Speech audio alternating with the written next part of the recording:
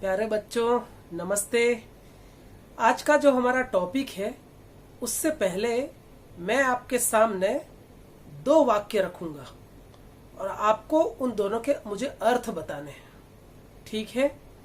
तो पहला जो वाक्य है वह है, मैं रीमा सेब हुतबा तेकर ताहूं। अर्थ बताइए इसका मुझे, मैं आपका इंतजार करता हूं। क्या हुआ, नहीं आया समझ में? चलिए मैं दूसरा वाक्य देता हूं। मेरी दू कान में ब डिया मी ठाई मी लती है। इसका अर्थ मुझे बताइए, मैं आपका इंतजार करता हूं। दोनों ही वाक्य यहां लिखे हुए हैं। क्या हुआ, नहीं पता चला? ठीक है, मैं ही इनका अर्थ बताता हूं आपको। जो पहला हमारा वाक्य है वह है, मेरी मां से बहुत बातें करता हूं। और दूसरा जो है, मेरी दुकान में बढ़िया मिठाई मिलती है। अब आप सोच रहे होंगे ये ऐसे कैसे? तो ये देखिए, ये ऐसे जो मैंने वर्ण लिखे हैं वो उनका अनुशासन, उनका जो क्रम है वो मैंने बदल दिया है। इसके कारण से इनका अर्थ नहीं निकल रहा था पहले जो मैंने आपको बताए थे, और उन्हीं वर्णों को उपयोग करके मैंने इन्हें सही तरीके से ढंग से लिखा, तो इसका अर्थ आ गया आपके सामने दोनों ही वाक्यों में। तो कहने का मतलब यह है कि वर्णों के सार्थक स्वरूप को शब्द कहते हैं, या यूं कहें कि वर्णों का अनुशासन ही शब्द है। अगर उन्हें अनुशासित रूप से अगर हम नहीं लिखेंगे तो उसका अर्थ हमें नहीं पता चलेगा, उसका कुछ अर्थ नहीं निकलेगा, तो उसे हम शब्द नहीं कह पाएंगे। तो परिभाषा अगर निकल करके आती है, सारे वर्ण का अगर सार्थक रूप लिखा जाए तो वह शब्द है। जैसे कि हमारे हिंदी वर्णमाला में 11 स्वर हैं और 33 व्यंजन हैं। उन्हीं 11 स्वर और 33 व्यंजन से अलग अलग शब्द बनते हैं, लेकिन उनका सार्थक मेल होने से ही वो शब्द बनेंगे।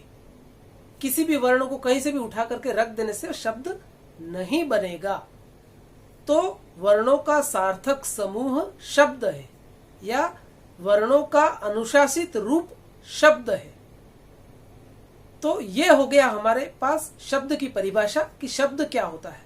शब्द वह होता है कि जो हमें अर्थ प्रदान करे। तो हमारी व्याकरण में शब्द 3 प्रकार के शब्द होते हैं, जिसमें पहला तो है उत्पत्ति के आधार पर शब्द, दूसरा है बनावट के आधार पर, और तीसरा है प्रयोग के आधार पर शब्द। हमारे जो पाठ्यक्रम में है वह है उत्पत्ति के आधार पर शब्द, कि शब्दों का उत्पत्ति कहां से हुई, वो कहां से निकले। हमारे पास जितने भी शब्द हैं बस यही हमारे पाठ्यक्रम में है और हमें इन्हें ही पढ़ना है। तो उत्पत्ति के आधार पर शब्दों के 4 भेद हैं। 4 तरीके से शब्द हमारे पास में जितने भी शब्द हैं वो 4 प्रकार से हमारे सामने आए हैं। पहला जो है वह है तत्सम। मैं एक एक करके इनका अर्थ भी बताता जाऊंगा, लेकिन पहले मैं इनके चारों के नाम बता देता हूं। पहला तो है भाग, वह है तत्सम। दूसरा जो है वह है तद्भव। तीसरा जो है वह है देशज, और तीसरा जो है विदेशी। तो पहले की बात करता हूं मैं, तत्सम। तत्सम यानी कि संस्कृत भाषा से शब्द वैसे के वैसे उठा करके हिंदी में उपयोग जो किए जाते हैं उन्हें कहते हैं तत्सम शब्द। जैसे काक, मृग, ये संस्कृत भाषा से लेकर के सीधे सीधे हिंदी में आ गए हैं और इनको परिवर्तन नहीं किया गया है। यह है तत्सम शब्द। दूसरा जो हमारे पास भाग आता है वह है तद्भव।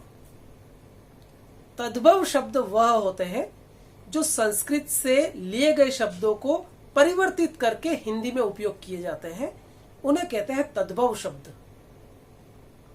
जैसे कि काक, ये शब्द है संस्कृत का, लेकिन हमने इसका बना दिया कौवा, तो यह हो गया हमारे पास में तद्भव रूप उसका। ऐसे ही बहुत सारे अलग अलग शब्द हैं। वानर, वानर हमारे पास में एक संस्कृत शब्द है जिसका हमने कर दिया बंदर, तो वह तद्भव हो गया।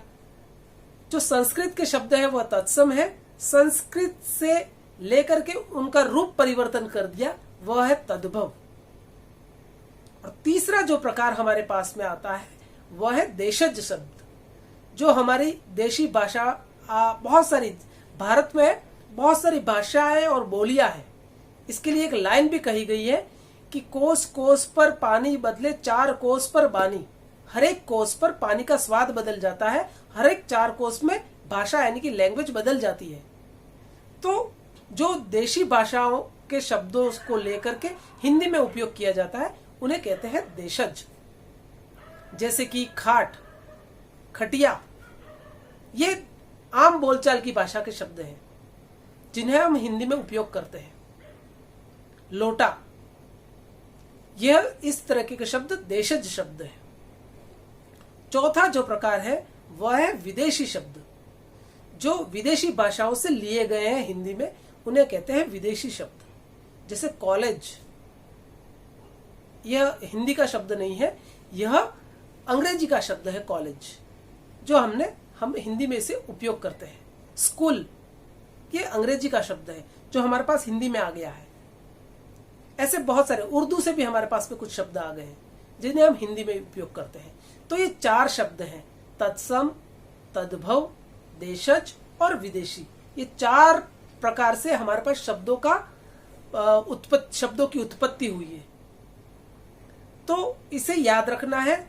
अगर इसको शॉर्ट फॉर्म कर दे, त देवी, तत् देवी, तत् देवी, तत्सम, तद्भव, देशज और विदेशी, ये 4 प्रकार के उत्पत्ति के आधार पर शब्दों के प्रकार हैं। यही हमारे पाठ्यक्रम में और इन्हें ही आपको पढ़ना है। Thank you so much.